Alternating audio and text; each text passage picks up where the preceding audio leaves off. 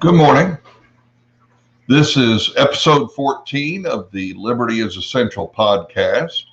It is Saturday morning, April 10th, 2021. My name's Donald Rainwater, and we're coming to you this morning to talk specifically about House Bill 1123 and the governor's veto yesterday of House Bill 1123 and what that means to us as Hoosiers and what we need to do moving forward. So first of all, let me recap House Bill 1123. Although it was sold as a way to rein in the governor's emergency powers that many in the Indiana General Assembly over the summer expressed concerns with, what it really did was it allowed the Indiana General Assembly to call itself into special session without the governor doing it. And then it had some other, what I would consider collateral activities, such as giving the General Assembly more of a say in how federal emergency funds, or COVID funding, if you will, would be spent. And all along, the governor has said he would veto this, and his excuse for vetoing it is that he believes it's unconstitutional. So before we get into anything else, let me just make a statement about how disingenuous and outright deceitful it is for Governor Eric Holcomb to express concerns about anything being unconstitutional. Because the governor of the state of Indiana, Eric J. Holcomb, chose to close churches last April during Easter by government mandate, while allowing other businesses to stay open and operate. And many of us expressed our concern that his mandate to close down churches was unconstitutional and violated First Amendment rights. He didn't see it that way. We have a statute in Indiana law that allows health departments, state and county health departments, to close churches in the event of a health emergency. I believe that's unconstitutional. But Governor Holcomb doesn't agree. But when they want to restrict his ability to do unconstitutional things, he cries, "Oh, it's unconstitutional to limit my powers." Folks, if that doesn't scare the crap out of you, it should. Because we have a man sitting in the governor's office who will use unconstitutional to strengthen his power and ensure that the balance of power in Indiana government doesn't exist.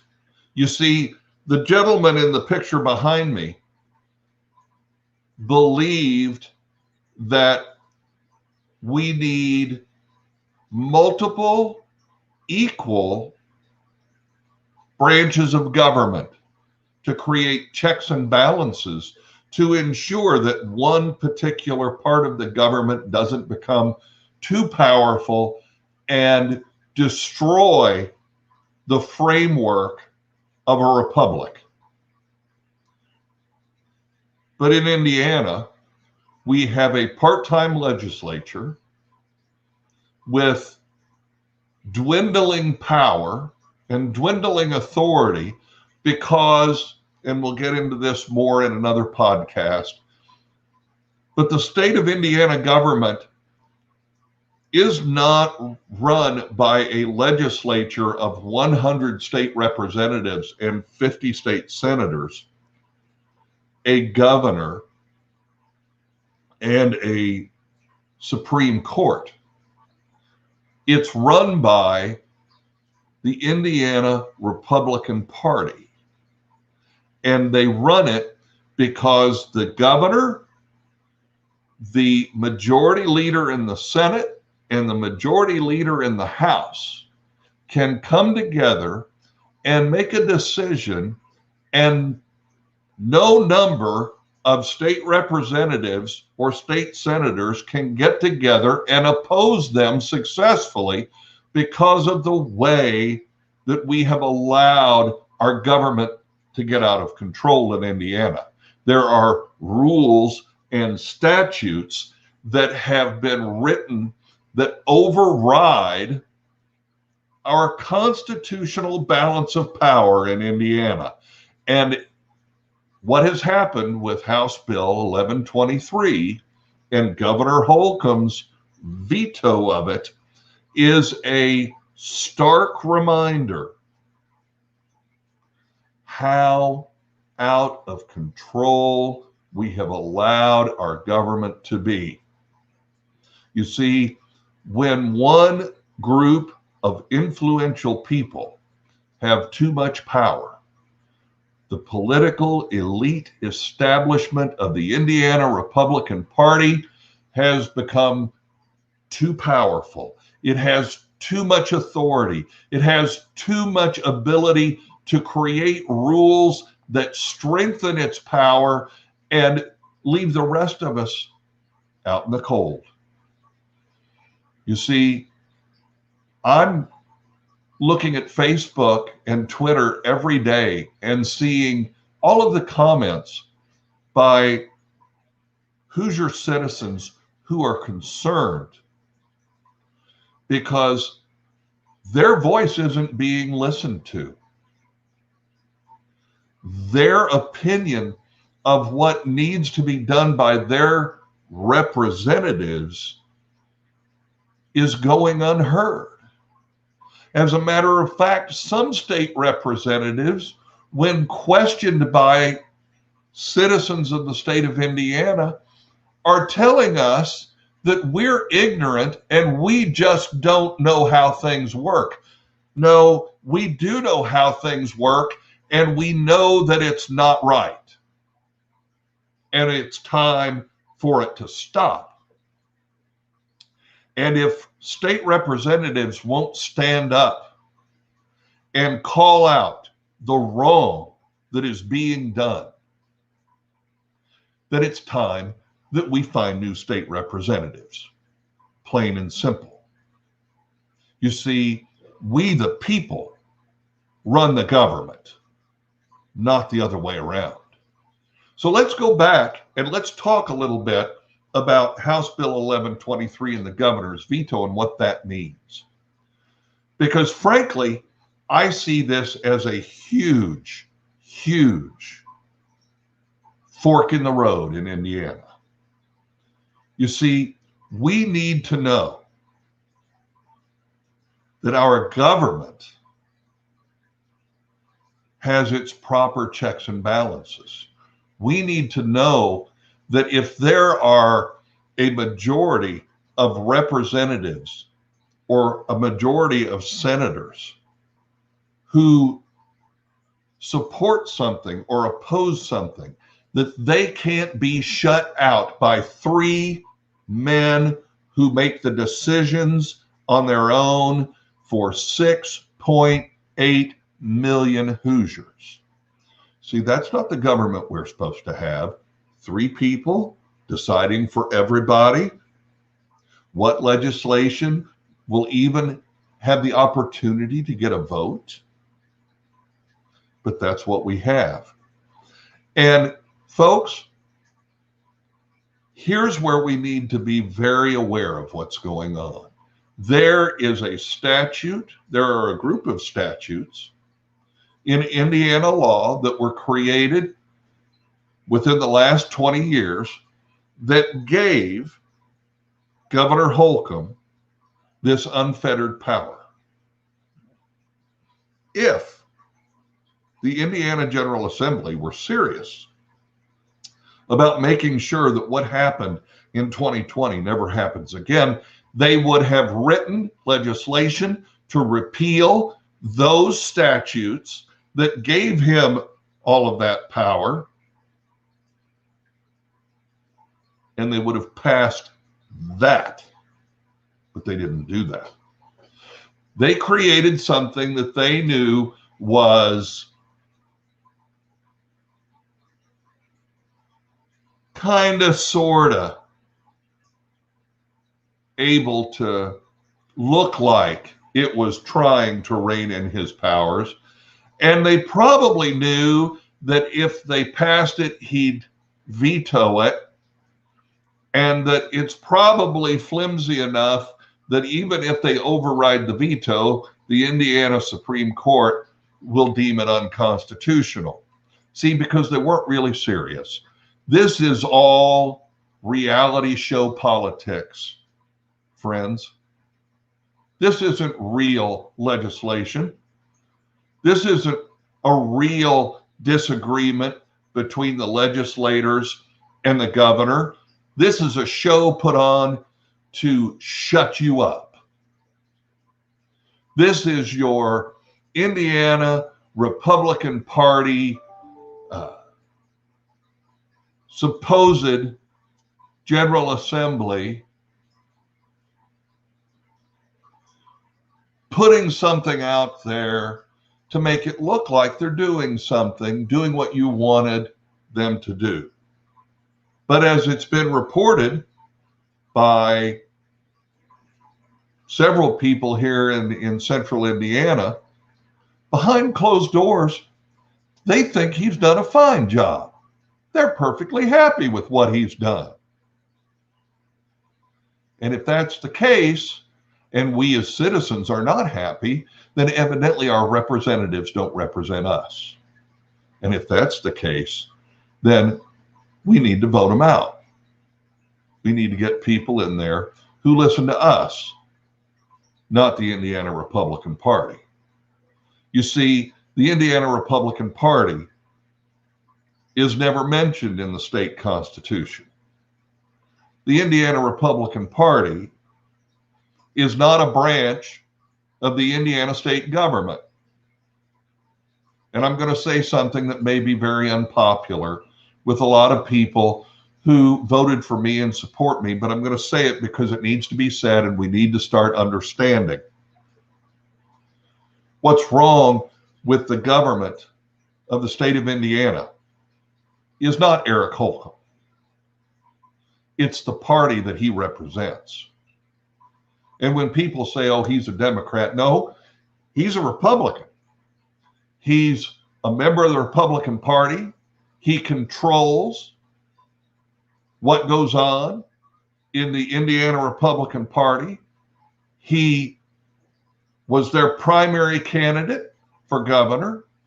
He ran on the general election ballot for governor.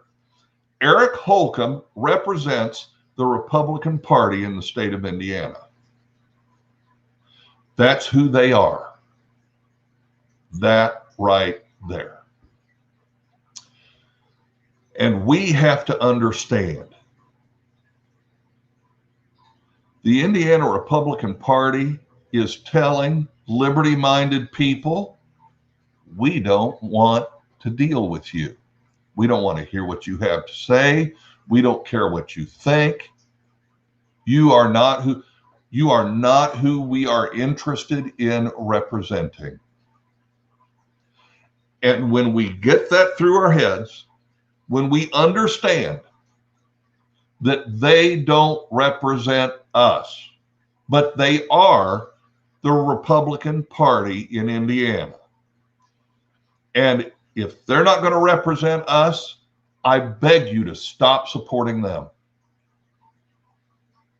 Stop trying to fix them.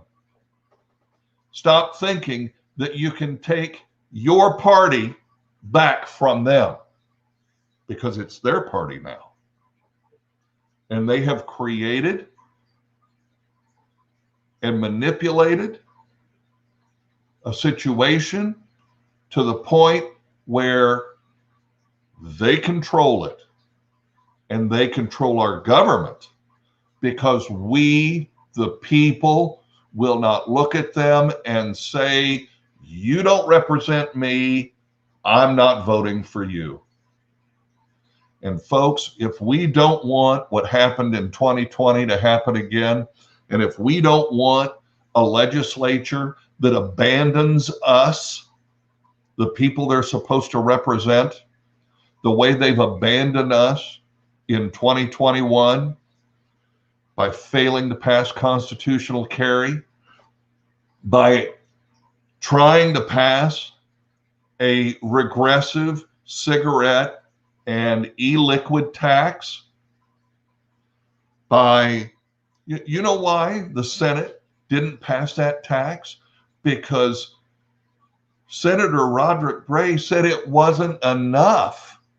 It wasn't a big enough tax to make a difference. That's a Republican. The tax wasn't big enough.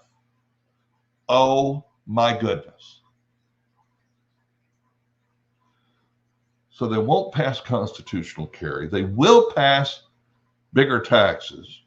They will agree to take 10% out of a charitable fund for veterans, the Veterans Family Relief Fund.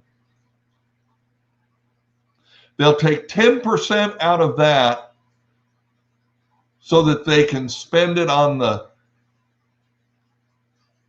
marketing of that fund, and tell you that will get more money in the hands of veterans.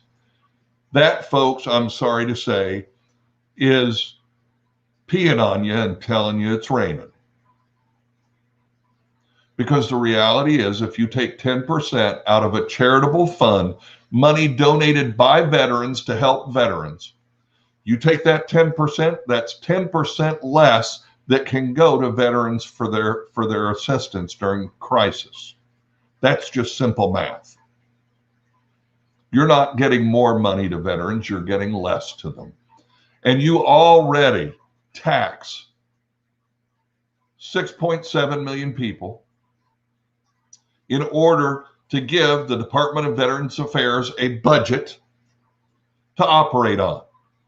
And if they're not operating the right way, you need to reform the Department of Veterans Affairs, not take money donated to help veterans to give them more money because they don't know how to manage the money they've got.